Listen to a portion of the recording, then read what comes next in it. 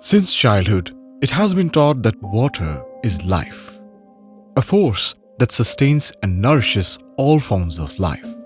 Water can be found everywhere, as it's flowing in rivers, shimmering in lakes, or falling as rain. Sometimes it feels like water on earth is infinite, doesn't it? But is it the truth? The truth is harsher. Around 1 billion individuals on earth lack access to clean water, and an additional 2 billion people depend on contaminated water sources. People, particularly those marginalized, are facing a global crisis. A crisis where demand outstrips supply. Bangladesh, the land of rivers. Here, rivers are lifelines. The Ganges, Brahmaputra, and Meghna symbolize hope and sustenance. However, that hope is fading in the southwest. The rivers that once nourished millions now face serious threats. The southwest coastal region is caught in a cruel cycle. Here, monsoons drown the fields, but the dry seasons strips them bare. Ponds dry up, rivers retreat, and salt water seeps into the soil. In coastal areas like Khulna, Satkhira, and Bagirhat, fresh water seems a memory of the past. Whatever is left is salty and often contaminated. This is not just a scarcity of water, it is a scarcity of hope. আগে আমরা যে পানিগুলো ব্যবহার করতাম দুধিতে আনতে হতো, আবার এই পুকুরের পানি ফোটাই খেতে হতো, সেগুলো আমাদের পেটের রোগ মানে দিতে অসুবিধা হতো। আর এই পুকুরের পানি দিয়ে আমরা ভাত রান্না করলে ওই ভাতটা আলাই যেত। সকালবেলায় যখন বাচ্চারা স্কুলে যাইতো না খেয়ে চলে যাইতো। As if that weren't enough, a hidden danger lurked beneath the surface: arsenic contamination.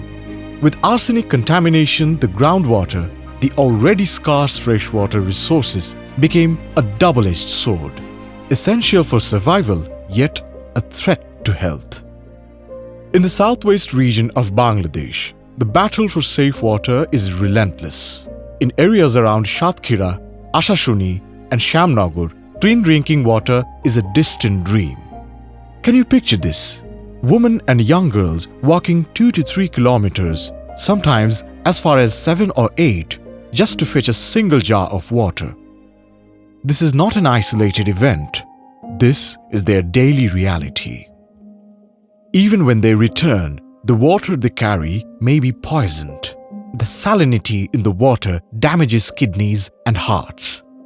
Arsenic and iron silently destroy their health. Each drop of water is a battle won, and the cost is their health, their future, and their hope. So, in search of better options, some communities have turned to deep tube wells, reaching depths of up to 1,200 feet to access fresh water. While these wells can provide water in areas where other sources are scarce, they come with challenges. Installation requires careful hydrogeological studies to ensure aquifers are available, and regular maintenance and testing are critical to address risks like arsenic contamination. Despite these considerations, when implemented thoughtfully and managed effectively, deep tube wells remain a viable option for improving water access in coastal regions. আমরা প্রতিদিন 5 kilometre যাওয়া আসা করি। তা আমাদের যদি কাছাকাছি কোনো টারো পয়েন্ট হতো আমরা সবাই উপকৃত হতাম। Similarly, reverse osmosis or RO systems have emerged as a promising technology to provide clean water. However, the high maintenance and electricity costs make them inaccessible to many communities. Additionally, the wastewater produced by these systems, concentrated with salts, iron, and arsenic, can pose an environmental threat if not managed properly. To ensure safe water, it is essential for RO systems to meet established standards. যাদের অনেক doctor দেখাই যে রোগ সারতে পারেনি, এই পানি খাওয়ার পরে অভ্যাস হয়ে গেছে, ফলে এখন আর সেই সব আর ওষুধ লাগে না, যে কারণে মানুষের খুব এর প্রতি একটা আগ্রহ। রাত 9টা 10টা পর্যন্ত আর কি ওই পানি নিয়ে যাচ্ছে। পানি কলটা আমাদের কাছে হওয়াতে আমাদের অনেক সুবিধা হয়েছে।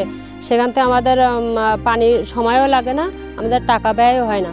সেই টাকাটা আমাদের মনে করেন এই ছাগল পাগল পালন করে আমাদের সন্তানদের লেখাপড়ার খরচ চালায় বা সংসারের খরচ চালায়। The southwest region, where the need is greatest, still lacks sustained support. So, what has been done to address the issues these people are facing? For years, various policies have been implemented to address the water crisis, yet many of them fail to make a significant impact. Youth-led organizations have stepped forward to combat the situation. Through training, local solutions, and community engagement, they are driving resilience and promoting sustainable water management. However, there is still much that needs to be addressed. আমরা মূলত বিভিন্ন কমিউনিটির মানুষের সাথে আমরা বিভিন্ন ধরনের advocacy করি এবং তাদেরকে সচেতনমূলক বিভিন্ন ধরনের উঠান বৈঠক, লিফলেট বিতরণ সহ নানান ধরনের কার্যক্রম করে থাকি ইউথ অ্যাডাপ্টেশন ফোরাম সাতক্ষীরার পক্ষ থেকে। আর আমাদের ইউথ যারা রয়েছে এদেরকে বিভিন্ন ধরনের প্রশিক্ষণ দেওয়া হয় তাদের ক্যাপাসিটি বিল্ডিংয়ের জন্য, এবং পাশাপাশি বিশেষ করে আমরা রিসেন্টলি সেভ দ্য চিলড্রেন এবং উত্তরণ আমাদের জন্য একটি বড় আয়োজন করে। সেটি হচ্ছে যে ধরেন উপকূলীয় অঞ্চলে যেহেতু আমাদের বসবাস, আমাদের বিশেষ করে ফার্স্ট এইড সহ বিভিন্ন ধরনের ইমার্জেন্সি রেসপন্সের বিভিন্ন ধরনের ট্রেনিংও আমাদেরকে দিয়েছে। However, this part of the country has long been overlooked. Its struggles remain hidden in the shadows, and local efforts alone cannot solve this crisis. The Southwest needs more. It needs recognition, funding, and decisive action. The support of the government, NGOs, and international organizations is essential to ensure that one day the search for water will finally end in hope. It is time for the government to act on policies that have been drafted but not fully implemented. NGOs and INGOs should step in with their expertise and resources, bringing in advanced technologies like managed aquifer recharge and reverse osmosis. They should help fund vital water projects and work alongside government staff. These are not mere concepts, but rather practical, actionable solutions that can ensure fresh water for those who need it most. This is a call to action to every person, every organization, every government body. Together, we can ensure that the people of the Southwest no longer fight alone.